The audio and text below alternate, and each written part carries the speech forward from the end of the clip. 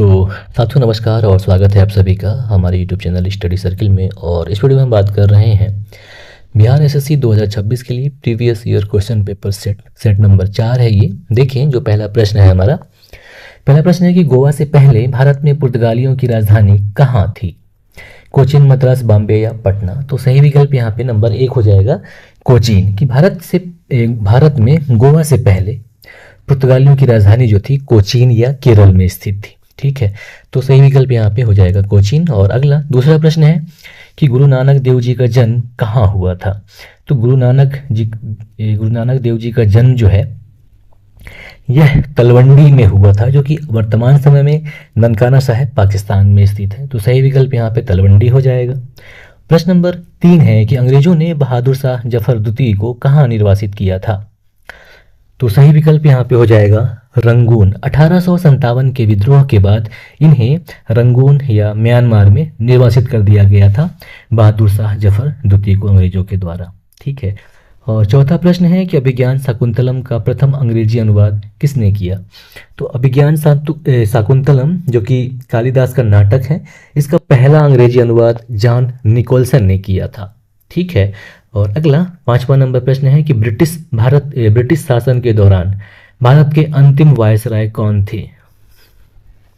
तो ये Lord Mountbatten थे, जो कि फरवरी 1947 में नियुक्त हुए थे और 15 अगस्त 1947 तक ये वायसराय रहे। इसके बाद 10 महीने तक स्वतंत्र भारत के पहले ब्रिटिश गवर्नर जनरल के रूप में इन्होंने काम किया था। और प्रश्न नंबर 6 है कि चंपारण सत्याग्रह की शुरुआत कब हुई?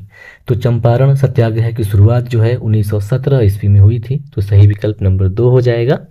7वां प्रश्न है कि नेशनल हेराल्ड नामक समाचार पत्र की शुरुआत किसने की थी? तो नेशनल हेराल्ड समाचार पत्र है, इसकी शुरुआत जवाहरलाल नेहरू के द्वारा की गई थी। ठीक है, और 8वां प्रश्न है कि चंद्रगुप्त मौर्य के शासनकाल में मेगास्थनीज कौन था? चंद्रगुप्त मौर्य के शासनकाल में मेगास्थनीज जो था यह राजदूत था। ठीक है, और अगला 9वां प्रश्न है कि बौद्ध प्रतीकों में स्तूप किसका प्रतीक है? तो यहाँ पे सही विकल्प नंबर 1 हो जाएगा, महापरिनिर्वाण। या बौद्ध प्रतीकों में स्तूप जो है महापरिनिर्वाण या मृत्यु का प्रतीक है।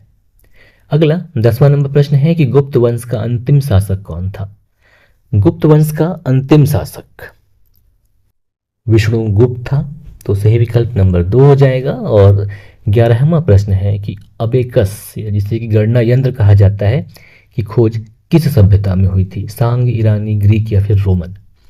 तो यह चीनियों के द्वारा की गई थी इसकी खोज, अबेकस या गणना करने वाले यंत्र की। तो सही विकल्प यहाँ पे सांग सभ्यता हो जाएगा। ठीक है, और अगला 12वां नंबर प्रश्न है कि 18वीं शताब्दी में जर्मनी पर किस देश का प्रभुत्व था? इंग्लैंड, ऑस्ट्रिया, फ्रांस या चीन? तो सही विकल्प यहाँ पे नंबर 3 हो जाएगा, फ्रांस। 18वीं शताब्दी में जर्मनी पर फ्रांस का प्रभुत्व था। 13वां नंबर प्रश्न है कि लोकसभा और राज्यसभा में कोरम के लिए कुल सदस्यों का कितना अंश आवश्यक है? तो लोकसभा और राज्यसभा में कोरम के लिए, या यूँ कहें कि गणपूर्ति के लिए, कुल जो सदस्य हैं इनका अंश 1/10 आवश्यक होता है, इसलिए सही विकल्प यहाँ पे नंबर 2 हो जाएगा। अगला 14वां नंबर प्रश्न है कि H1N1 किसके कारण होता है? तो H1N1 जो कि बीमारी है यह वायरस के कारण होता है। तो सही विकल्प नंबर 1 हो जाएगा। 15वां नंबर प्रश्न है कि प्रसिद्ध साहित्य महोत्सव कहाँ आयोजित होता है? जयपुर, वाराणसी, उदयपुर, दिल्ली? तो साहित्य महोत्सव जो है ये जयपुर में आयोजित होता है, जो कि विश्व प्रसिद्ध है। तो सही विकल्प यहाँ पे नंबर 1 हो जाएगा। और प्रश्न नंबर 16 है कि वाल्मीकि राष्ट्रीय उद्यान कहाँ स्थित है? तो ऑफकोर्स वाल्मीकि राष्ट्रीय उद्यान बिहार में स्थित है। तो सही विकल्प यहाँ पे बिहार हो जाएगा। 17वां प्रश्न है कि भारत में पहला ऊनी वस्त्र कारखाना कहाँ स्थापित हुआ था? पानीपत, लुधियाना, कानपुर, आगरा? सही विकल्प कानपुर हो जाएगा कि भारत में पहला ऊनी वस्त्र कारखाना कानपुर में स्थापित हुआ था। 18वां नंबर प्रश्न है कि प्राकृतिक रेशम की मुख्य कितनी किस्में होती हैं? 4 किस्में होती हैं प्राकृतिक रेशम की, जिसमें मलबरी, टसर, एरी और मुगा शामिल है। ठीक। 19वां प्रश्न है कि जलियांवाला बाग कहाँ स्थित है? लुधियाना, रोहतक, अमृतसर, दिल्ली? तो ये जो जालियांवाला बाग है, असल में ये पंजाब के अमृतसर में स्थित है। तो सही विकल्प यहाँ पे नंबर 3 अमृतसर हो जाएगा। 20वां प्रश्न है कि गुरु गोविंद सिंह ने शिक्षा और फारसी कहाँ सीखी थी? लाहौर, अमृतसर, पटना या फिर आनंदपुर साहिब। सही विकल्प नंबर 4 हो जाएगा कि ये इन्होंने आनंदपुर साहिब में शिक्षा और फारसी सीखी, मतलब फारसी का अध्ययन किया और शिक्षा इनको प्राप्त हुआ कहाँ से? आनंदपुर साहिब से। 21वां नंबर प्रश्न है कि अमजद अली खान किस वाद्य यंत्र के लिए प्रसिद्ध हैं? तो अमजद अली खान जो हैं ये सरोद के लिए प्रसिद्ध हैं। तो सही विकल्प नंबर 1 हो जाएगा। 22वां नंबर प्रश्न है कि सड़क पर चल रही कार के पहिए में विभिन्न घर्षणों का सही क्रम क्या है? विकल्प हैं 4, देखिए।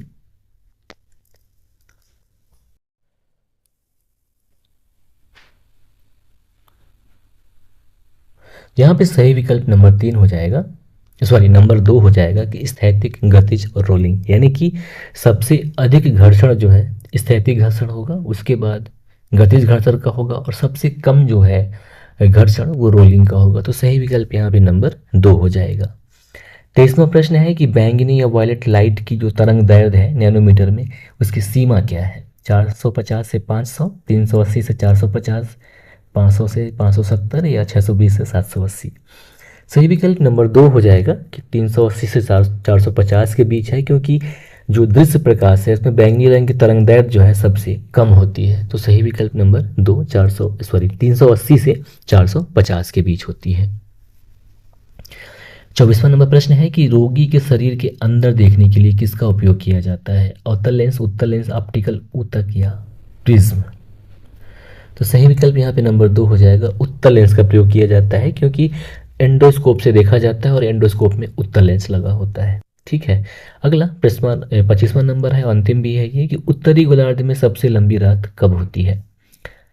21 जून, 22 दिसंबर, 25 दिसंबर या 1 जनवरी। सही विकल्प यहाँ पे हो जाएगा नंबर 2 22 दिसंबर। ठीक, बस इतना ही, शेष अगले वीडियो में। नमस्कार, जय हिंद।